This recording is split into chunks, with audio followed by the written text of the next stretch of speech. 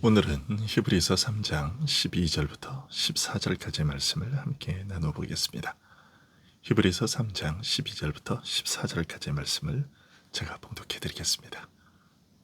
형제들아, 너희는 삼가 혹 너희 중에 누가 믿지 아니하는 악한 마음을 품고 살아계신 하나님에게서 떨어질까 조심할 것이요. 오직 오늘이라 일컫는 동안에 매일 피착 원면하여 너희 중에 누구든지 죄의 유혹으로 완고하게 되지 않도록 하라. 우리가 시작할 때에 확신한 것을 끝까지 견고히 잡고 있으면 그리스도와 함께 참여한 자가 되리라. 아멘. 하나님의 아들께서 사람이 되어 죽음의 고난을 받으시고 잠깐 천사보다 못하게 되셨지만 그것은 죄인을 구원하여 하나님의 자녀들을 영광에 들어가게 하시려는 고귀한 목적을 위한 것이었습니다. 이처럼 죽기까지 낮아지신 그리스도께서 하늘의 영광스러운 천사보다 말할 수 없이 높은 분임을 히브리서는 거듭 강조하고 있습니다. 그러나 죄인을 구원하여 하나님의 자녀와 백성으로 삼으시고 그들 가운데 함께 거하시는 은혜는 예수님에게 와서야 비로소 처음 알려진 것이 아닙니다. 이 은혜는 오래전부터 선지자들을 통하여 계시되었고 이 사실을 두고서 히브리서 1장 1절은 옛적의 선지자들로 여러 부분과 여러 모양으로 우리 조상들에게 말씀하셨다고 말하고 있습니다. 즉, 이 은혜는 길고 오래된 역사를 가지고 있다는 것입니다. 이 은혜가 오랜 세월이 걸쳐 알려지고 이루어져 오는 과정에서 세 번의 중요한 계기가 있었습니다. 이 세 번의 계기는 각각 세 인물과 관련 있습니다. 아브라함과 모세와 그리스도입니다. 먼저 아브라함에게는 하나님께서 이 은혜를 약속하셨습니다. 아브라함을 부르시고 그로 큰 민족이 되게 하실 것이며 가나안 땅을 그의 후손에게 주실 것을 약속하셨습니다. 이렇게 세워지는 하나님의 나라 또는 하나님의 집에 있어서 가장 중요한 핵심은 내가 너의 심히 큰 상급이라고 하신 것입니다. 하나님 자신을 아브라함에게 주실 것이며 하나님께서 아브라함의 하나님이 되시고 아브라함은 하나님의 백성이 되는 은혜가 아브라함이 얻을 가장 큰 상급이라고 하신 것입니다. 이 약속은 400년 후 모세를 통해 이루어졌습니다. 이스라엘이 애굽에서 구원받고 가나안 땅으로 인도된 일입니다. 특별히 도중에 시내산에 이르러 하나님께서 이스라엘의 하나님이 되시고 이스라엘은 그의 백성이 되는 언약을 맺음으로써 일단 그 성취를 보았습니다. 여호수아와 다윗을 통해 이스라엘은 약속의 땅에 정착하여 안식을 누리게 되었지만 이 안식은 이스라엘의 범죄로 말미암아 약속의 땅에서 쫓겨나 열국에 흩어짐으로써 끝나버렸습니다. 그 후 수백 년이 지난 후 그리스도께서 사람이 되어 고난받으시고 부활 승천하여 영광에 들어가심으로써 수많은 죄인을 구원하셨는데 이 일에서 아브라함에게 주어졌던 약속이 또다시 성취되었습니다. 아브라함에게 주신 하나의 약속이 모세와 그리스도를 통해 두 번이나 성취되었다는 것은 쉽게 납득되지 않는 일입니다. 한 번 성취되었으면 그것으로 끝난 것이지 어떻게 동일한 약속이 두 번이나 성취될 수 있느냐 하는 것입니다. 모세와 그리스도를 비교하는 것으로 시작하는 히브리서 3장 이하의 내용은 바로 이 문제를 다루고 있습니다.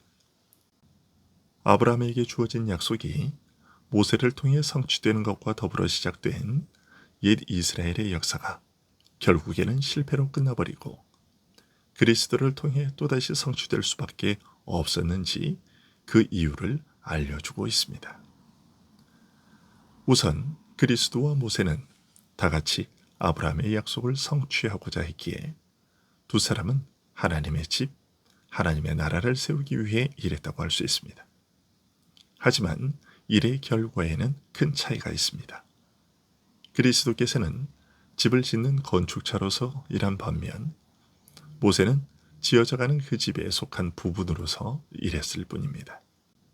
또한 모세는 장래의 아들을 통해 말씀될 완전한 것들을 미리 증거하는 자로서 하나님의 집 이스라엘을 세우는 일에 수종드는 종이었을 뿐이지만 그리스도께서는 하나님의 집 이스라엘을 유업으로 받아 다스릴 상속자로서 일하신 아들이었습니다.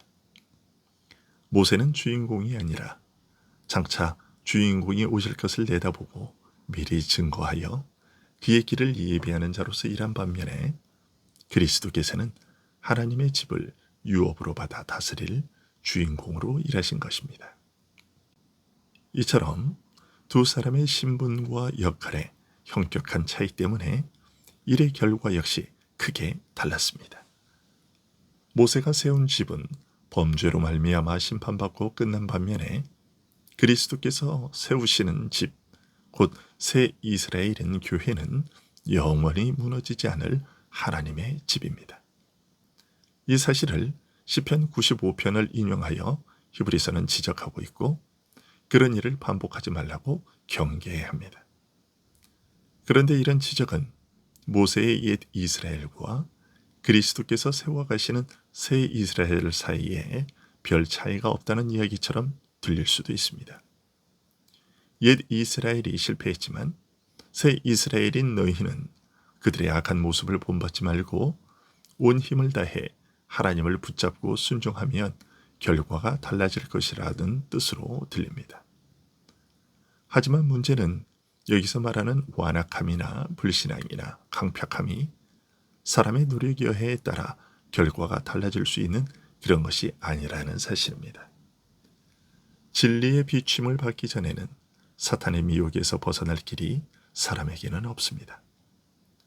여기에서 말하는 완악한 성품, 강팍함은 아무리 애를 써도 사람으로서는 벗어날 수 없는 그런 완악함입니다. 신명기 31장에서 지적한 바 그대로인 것입니다. 곧 자신들이 지키겠다고 맹세를 하는 자들에게 하나님께서 그들은 결국 거역하고 말 것이라고 지적하셨던 대로인 것입니다. 하나님께서 그런 사실을 지적하신 것은 너희들의 힘으로는 되지 않는 그 일은 오직 하나님의 은혜로만 이루어질 수 있다는 사실을 알리고 먼 훗날에 베풀어질 그 은혜를 바라보도록 하시려는 것이었습니다. 그 은혜가 무엇입니까?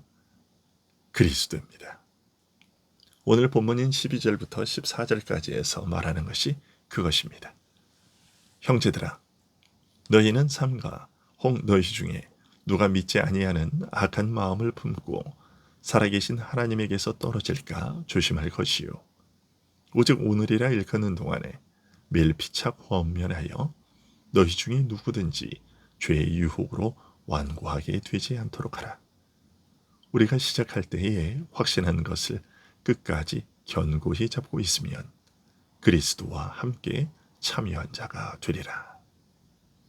이 말씀은 히브리서 3장 6절에서 충고한 것의 반복입니다. 곧 그리스도는 하나님의 집을 맡은 아들로서 그와 같이 하셨으니 우리가 소망의 확신과 자랑을 끝까지 굳게 잡고 있으면 우리는 그의 집이라 하는 말씀의 반복인 것입니다. 모세를 통해 주어지지 않았던 것, 오직 그리스도를 통해 주어진 그 특별한 것을 끝까지 붙잡으라는 것입니다. 이것을 가리켜 14절에서는 시작이라고 부르고 있는데요. 그 의미는 그리스도 안에서 베풀어진 은혜가 기초와 근본이라는 것입니다. 그 근본적이고 기초적인 것을 붙잡음으로써 그리스도와 함께 참여한 자가 된다는 것입니다. 즉, 그리스도께서 이루신 일을, 그 은혜를 누리게 된다는 것입니다. 14절은 우리가 시작할 때에 그 은혜의 기초와 근본에 의해 이미 그리스도와 함께한 자가 되었고 그 확실한 것을 끝까지 견고히 붙잡으면 그리스도와 함께하게 된 그 복된 상태에 계속 머물게 된다고 말하고 있습니다. 15절 이하는 그 내용이 구체적으로 어떤 것인지를 설명하고 있는 것인데요. 그 내용은 다음 시간에 계속 이어서 살펴보도록 하겠습니다. 기도하겠습니다.